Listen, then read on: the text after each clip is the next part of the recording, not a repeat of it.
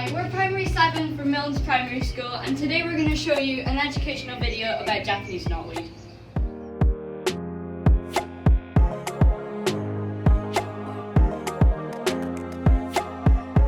Well, dude, some Victorians thought I looked cool in their garden and took me from Japan to the United Kingdom.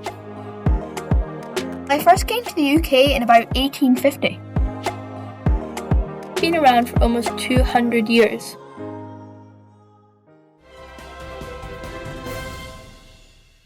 Welcome back to Plant News. Today we are interviewing Japanese knotweed. I'm sure you're at home and wondering why he is here. Yes, tell us, why are you here? It's my story. We found this video of you, do you want to watch it? Sure, why not? Oh look, it's knotweed! Go away, knotweed! Go away, knotweed! Go away, knotweed! Go away, knotweed! Go away, knotweed! Go away, knotweed! That's not me. It looks a lot like you. That is definitely you. Not! That's all we have for today. That was weird.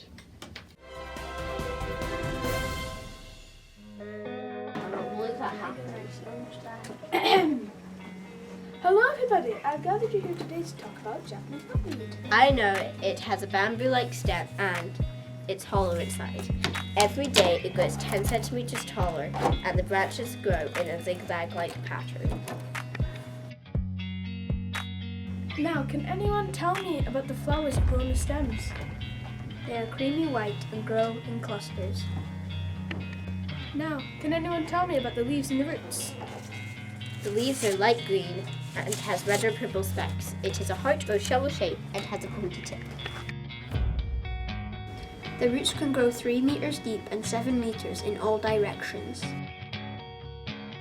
Thank you all very much for taking time out of your day to be part of this meeting.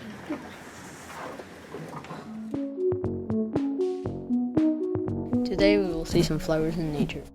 What is this? There seems to be Japanese knotweed approaching. It seems they want to have an epic dodgeball fight. Kurt, who do you think will win? Well, Josh, I think the Japanese knotweed will win. What about you? I think the flowers.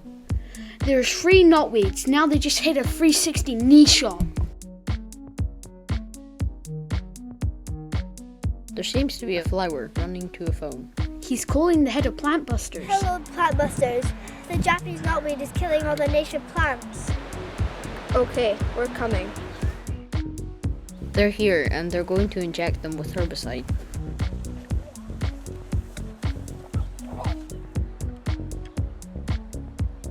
They killed them all now.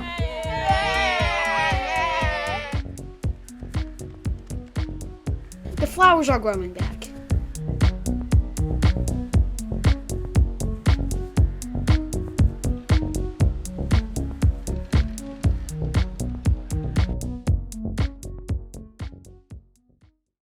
To conclude, we have James Symonds, who works with the Scottish Invasive Species Initiative project. They aim to defeat invasive species, including Japanese knotweed. He will explain more about how the problem is tackled.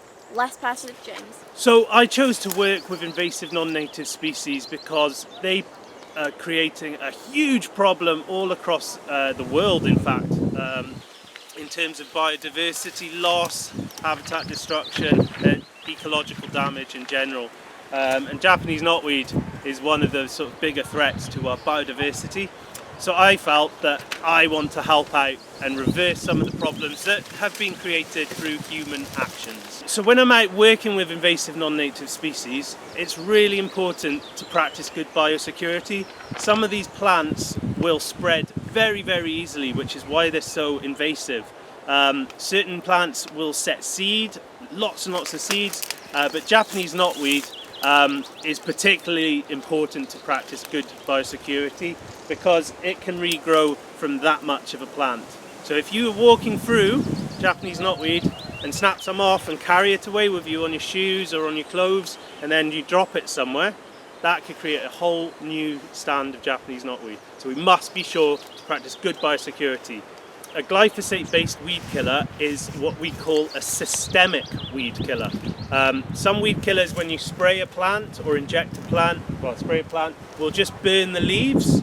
But one of the things about Japanese knotweed that make it so hard to remove is a lot of the plant is underground in a very tough root system called a rhizome. So the systemic herbicide translocates, that's an important word here, translocates from the leaves and the stem down into the roots, and it kills the root, which is why we must use a glyphosate based weed killer, because it is systemic.